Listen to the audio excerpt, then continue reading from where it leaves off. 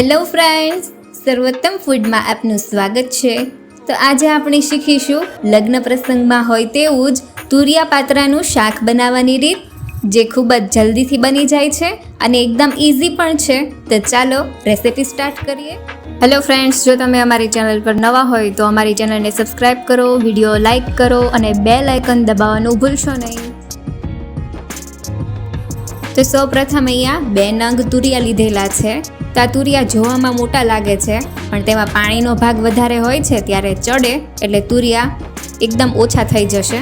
તો હવે તેને ધોઈને કોરા કરી લીધેલા છે, ત્યારબાદ આ રીતે છાલ ઉતારી લેવાની। તો આ તુરિયાની છાલ થોડી કડક હોય છે, તો આ રીતે આપણે પહેલાં તેની પતલી જે વચ્ચેની ધાર આવે તે કાઢી લેવાની અને ત્યાર પછી જે મોટી જે છાલ આવે તેને કાઢી લેવાની। તો આ રીતે છાલ ઉતારવાથી તે શાકમાં આડી નહીં આવે અને ખાવામાં પણ સરસ લાગશે। અને સૌથી મહત્ત્વની વાત કે પહેલાં તુરિયાને ચાખી લેવાનું, જો કડવું નીકળશે તો પછી બધી મહેનત પાણીમાં જાય, એટલે પહેલાં આપણે તુરિયાને ચાખી લેવાના। હવે એના ટુકડા કરી લઈશું।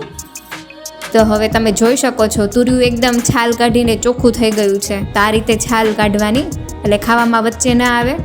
અને મીડિયમ સાઇઝના આપણે ટુકડા કરી લઈશું। તો આ દેશી તુરિયા છે, ખાવામાં એકદમ મીઠા લાગે છે। તો આ રીતે હવે બધા શાકના આપણે ટુકડા કરી લેવાના। આ પાત્રાને કટ કરી લઈએ। તો અહીંયા મેં મીડિયમ સાઇઝનું પાત્રાનો રોલ લીધેલો છે, તેને જાડા પણ નહીં અને પતલા પણ નહીં, એ રીતના આપણે પાત્રાના પીસ કરી લઈશું। પાત્રાની ક્વોન્ટિટી તમારી પ્રમાણે વધતી ઓછી કરી શકો છો। તો અહીંયા મેં તુરિયા અને પાત્રા બંને સરખા પ્રમાણમાં લીધેલા છે। હવે પાત્રાના પીસ પણ રેડી છે।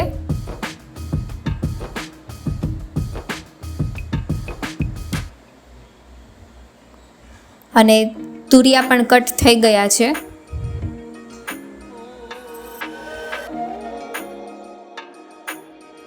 તો હવે એક પેન લઈશું। તો અહીંયા મેં સ્ટીલનું પેન જ લીધેલું છે। નોન સ્ટિકનું પેન જોવામાં સારું લાગે પણ એ સ્વાસ્થ્યને નુકસાન કરે છે। તો મારા કિચનમાં તમને કશે એલ્યુમિનિયમ કે નોન સ્ટિક વાસણ નહીં જોવા મળે। તો અહીંયા મેં સ્ટીલના પેનમાં 2 ટેબલ સ્પૂન જેટલું તેલ લીધેલું છે અને ગેસની ફ્લેમ મીડિયમ રાખેલી છે। તો હવે તેલ આવી ગયા પછી અડધી ચમચી આખું જીરું નાખવાનું, તેને સારી રીતે ફૂટવા દેવાનું, તો શાકનો ટેસ્ટ સરસ આવે। આ શાકમાં આપણે રાઈ ઉમેરતા નથી, ખાલી જીરાનો જ વઘાર હોય છે। હવે જીરું ફૂટી ગયું છે એટલે ચપટી જેટલી હિંગ આપણે નાખવાની છે। હવે તેલમાં કટ કરેલા તુરિયા એડ કરી દઈએ અને તરત જ આપણે ડીશ ઉપર ઢાંકી દેવાની, એટલે શાકમાં સારી રીતે વઘાર બેસી જાય। હવે શાકને સારી રીતે મિક્સ કરી લઈએ। તો તમે જોઈ શકો છો તુરિયા છે તરત જ ગળવા લાગ્યા છે।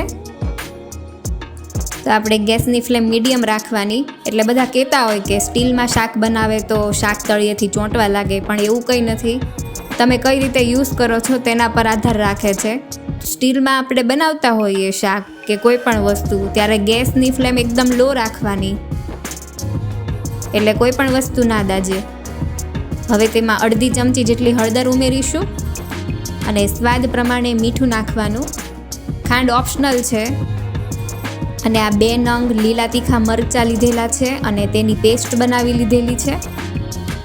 તો અહીંયા આપણે શાકમાં લસણનો ઉપયોગ નથી કરવાના। લસણ વગર પણ એકદમ ટેસ્ટી સુરતી તુરિયા પાત્રાનું શાક અહીંયા બનવાનું છે। નાનો આદુનો ટુકડો હતો, તેને ખમણીને નાખી દઈશું। તો આદુ મરચીથી એકદમ સરસ ટેસ્ટ આવે છે। અને આપણે અહીંયા ગ્રીન શાક બનાવવાના છીએ, તો આપણે લાલ ચટણીનો ઉપયોગ નથી કરવાના। પ્રસંગમાં કેવું લીલું શાક હોય છે તેવું જ આપણે બનાવવાના છીએ। તો લો ફ્લેમ પર આપણે બધા જ મસાલાને સેટ થવા દઈએ। તો હવે તમે જોઈ શકો છો કે તુરિયા ગળી ગયા છે ને તેલ ઉપર આવી ગયું છે।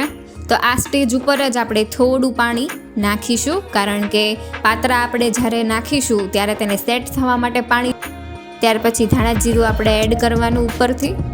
હવે આપણે આ પેનને ઢાંકી દેવાનું છે અને પાણીને એકદમ ઉકળવા દેવાનું છે। ત્યાર પછી જ આપણે તેમાં પાત્રા એડ કરીશું।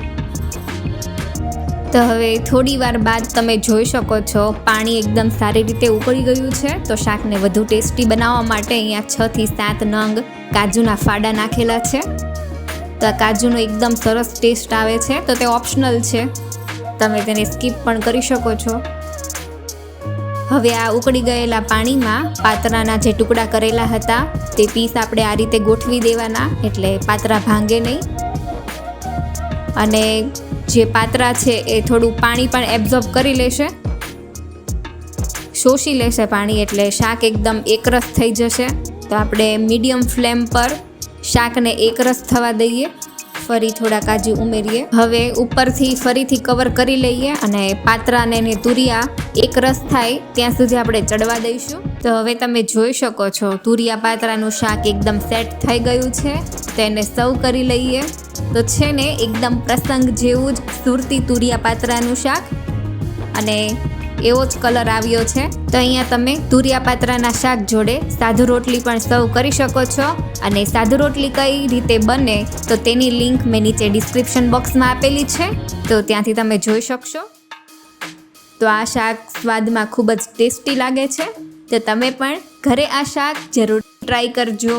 અને રેસિપી ગમી હોય તો વિડીયોને લાઈક કરી દેજો, શેર કરજો, અને મારી ચેનલને સબસ્ક્રાઈબ ના કર્યું હોય તો સબસ્ક્રાઈબ કરી દેજો.